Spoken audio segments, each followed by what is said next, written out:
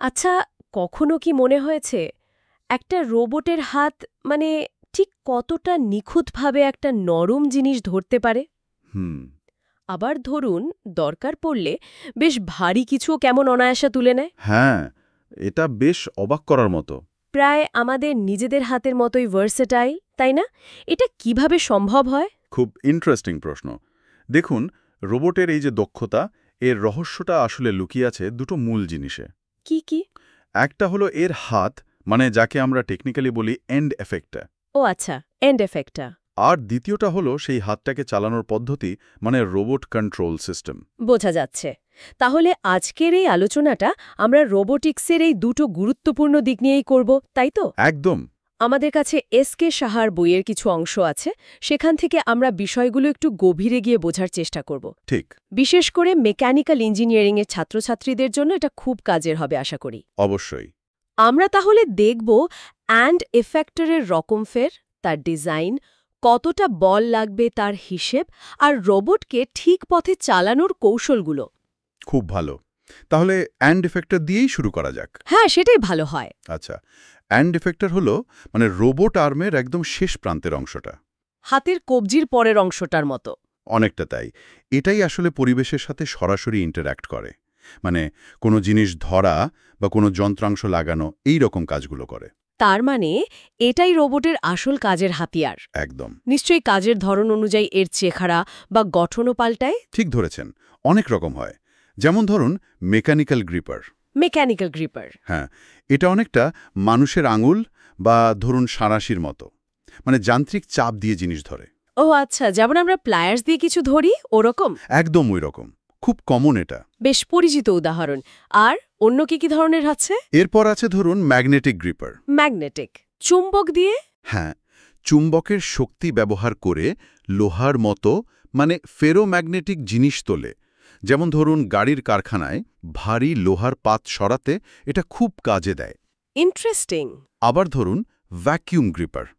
এটা suction cup ব্যবহার করে। মানে হাওয়া টেনে নিয়ে। হ্যাঁ, হাওয়া টেনে নিয়ে একটা সাকশন তৈরি করে। কাঁচ বা প্লাস্টিকের শীটের মতো মসৃণ জিনিস তোলার জন্য খুব ভালো।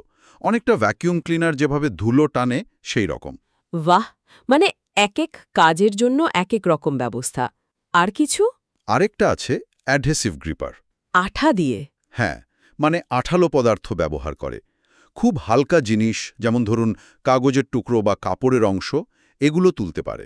অনেকটা সেলোটেপ দিয়ে কিছু আটকানোর মতো। বোঝা গেল। তবে কোন বস্তুর জন্য কোন গ্রিপারটা ঠিক হবে সেটা কিন্তু নির্ভর করে কয়েকটা জিনিসের উপর। যেমন? যেমন ধরুন বস্তুর আকার, ওজন, আকৃতি আর তার বাইরের তলটা কীরকম, মসৃণ না অমসৃণ, এইসব। তার মানে ডিজাইন করার সময় এইসব ভাবতে হয়। অবশ্যই। সাহার বইয়ের ৯৮ পৃষ্ঠায় এই ডিজাইন কনসিডারেশনগুলোর কথা বলাও আছে। তাহলে বিভিন্ন ধরনের এন্ড এফেক্টরের মধ্যে প্রধান পার্থক্যটা হলো তারা কিভাবে বস্তুটাকে ধরছে, চাপে, চুম্বকে, সাকশনে নাকি আঠা দিয়ে, তাই তো? একদম ঠিক। বস্তুর বৈশিষ্ট্য অনুযায়ী সেরা গ্রিপারটা বেছে নিতে হয়। আর শুধু ধরলেই তো হবে না, ঠিকঠাক বল প্রয়োগ করাটাও জরুরি নিশ্চয়ই। খুব জরুরি। এখানেই আসে গ্রিপার ফোর্স অ্যানালিসিস বা বল বিশ্লেষণের প্রসঙ্গ। হ্যাঁ, এটা গুরুত্বপূর্ণ, কারণ খুব বেশি জোরে চাপ দিলে জিনিসটা তো ভেঙে যেতে পারে। ঠিক। আবার আলতো করে ধরলে হয়তো হাত ফসকে পড়েও যাবে।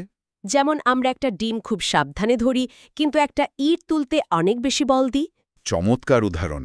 এই যে প্রয়োজনীয় বল, এটা হিসেব করার জন্যই ফোর্স ব্যালেন্স ইকুয়েশন ব্যবহার করা হয়। ওটার কোনো ফর্মুলা আছে? হ্যাঁ, সাহার বইতে আছে। সমীকরণ ৩.৬। Fg is equal to mg mu nf। আচ্ছা, এখানে FG-টা হলো গ্রিপিং ফোর্স। হ্যাঁ, m হল বস্তুর ভর, g অভিকর্ষজ ত্বরণ, মিউ হল বস্তু আর গ্রিপারের মধ্যে ঘর্ষণ গুণাঙ্ক। Coefficient of friction. আর nfটা? আর NF হলো গ্রিপারের কটা আঙুল বা কন্ট্যাক্ট পয়েন্ট জিনিসটাকে ধরেছে, মানে কন্ট্যাক্ট পয়েন্টের সংখ্যা। ও, মনে রাখার সুবিধার জন্য তাহলে বলা যেতে পারে গ্রিপের বল ইজ ইকুয়াল টু ওজন ভাগাভাগি মিউ গুণিত আঙুল। হ্যাঁ, বেশ সহজ হয় এভাবে বললে। তাহলে একটা মেকানিক্যাল গ্রিপারের ফোর্স গণনা করার সময় বস্তুর ওজন, তলের ঘর্ষণ আর গ্রিপারের আঙুলের সংখ্যা, এই বিষয়গুলোই সবচেয়ে জরুরি, তাই না? ঠিক তাই। এগুলোই মূল ফ্যাক্টর। বেশ, এন্ড এফেক্টরের ব্যাপারটা বোঝা গেল। এবার একটু কন্ট্রোল সিস্টেমের দিকে যাই। হ্যাঁ, চলুন। রোবট কন্ট্রোল মানে হলো রোবটের বিভিন্ন অংশ, বিশেষ করে জয়েন্টগুলোকে সঠিকভাবে পরিচালনা করার সিস্টেম। এটাকে রোবটের স্নায়ুতন্ত্র বা মস্তিষ্ক বলতে পারেন। রোবটের জয়েন্টগুলোকে নাড়াচড়া করার জন্য তো নিশ্চয়ই নির্দিষ্ট পদ্ধতি আছে। আমি সার্ভো আর নন সার্ভো কন্ট্রোলের কথা শুনেছি। হ্যাঁ, প্রধানত এই দুটো পদ্ধতিই বেশি ব্যবহৃত হয়। নন সার্ভো কন্ট্রোলটা বেশ সরল। সরল মানে? এটা অনেকটা ইলেকট্রিক সুইচের মতো হয়, পুরো চালু নয়তো পুরো বন্ধ, অন অফ টাইপ। ও, রোবটের হাতটা শুধু দুটো নির্দিষ্ট বিন্দুর মধ্যে নড়াচড়া করে, স্টার্ট পয়েন্ট আর এন্ড পয়েন্ট। এর মাঝে কোথায় আছে সেটা নিয়ে মাথা ঘামায় না। আচ্ছা, এতে কোনো ফিডব্যাক থাকে না? মানে কাজটা ঠিক হচ্ছে কিনা সেটা সিস্টেম জানতে পারে না? না, নন সার্ভোতে ফিডব্যাক থাকে না। সাহার বইয়ের 89 পৃষ্ঠার কথা বলা আছে, সাধারণ লাইট অন বা অফ করার মতো, মাঝখানে কিছু নেই। বুঝলাম। আর সার্ভো কন্ট্রোল, সেটা নিশ্চয়ই আরও উন্নত? সার্ভো কন্ট্রোল অনেক উন্নত, হ্যাঁ। এতে সেন্সর থাকে। সেন্সর? কি করে সেটা? এই সেন্সরগুলো ক্রমাগত রোবটের অবস্থান আর গতি ট্র্যাক করে, আর সেই তথ্যটা কন্ট্রোল সিস্টেমে পাঠায়। এটাকে বলে ফিডব্যাক। ও, ফিডব্যাক লুপ। ঠিক। এই তথ্যের ভিত্তিতে সিস্টেম প্রয়োজন অনুযায়ী রোবটের গতি বা অবস্থান অ্যাডজাস্ট করে নেয়। ফলে খুব নিখুঁতভাবে কাজ করা যায়, মানে ভুল হলে শুধরে নেওয়ার সুযোগ থাকে। তার মানে সূক্ষ্ম কাজের জন্য সার্ভোই দরকার। অবশ্যই। যেমন ধরুন, অ্যাসেম্বলি লাইনে খুব ছোট যন্ত্রাংশ লাগানো বা ওয়েল্ডিং করা। সাহার বইয়ের 90-91 পৃষ্ঠায় এর ডিটেলস আছে। এটার কোনো সহজ উদাহরণ? ধরুন, গাড়ির অ্যাডাপটিভ ক্রুজ কন্ট্রোল। সেটা যেমন পারিপার্শ্বিক পরিস্থিতি দেখে, মানে সামনের গাড়ির গতির সাথে তাল মিলিয়ে নিজের গতি কমায় বা বাড়ায়।